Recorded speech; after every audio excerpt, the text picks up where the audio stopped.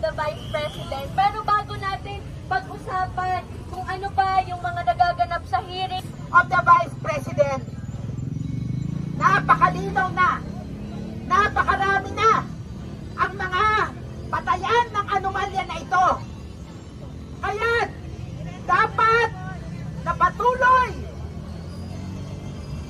ang ating pagkilos para igiit ang impeachment ni Sara Duterte.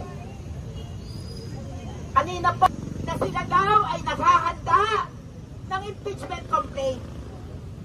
At ang sabi nila, kinukonsolida lang nila ang sa totoo lamang ay sapat na itong kanyang mga death threats na ginawa.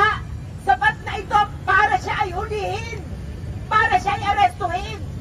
Sapagkat naalala ko, patagalin pa itong proseso ng impeachment na nananawagan po tayo muli sa mga House of Representatives natin.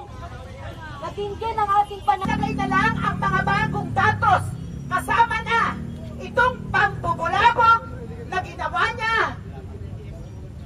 nitong mga nakarang araw.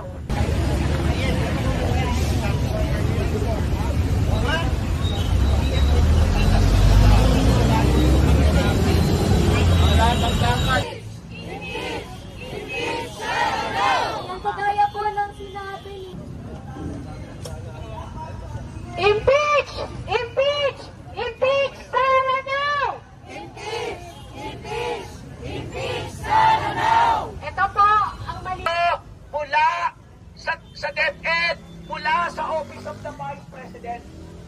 Bakit kailangan nyo magpaliwanag sa taong bayan? Una sa lahat, hindi governance. Simple lang naman ang kailangan gawin ni Sara. No? Kailangan niyang sagutin yung mga akusasyon sa kanya.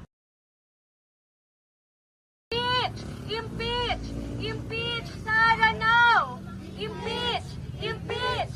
Impeach! Sara now! Impeach! Impeach! Tunay na issue ng mamamayan.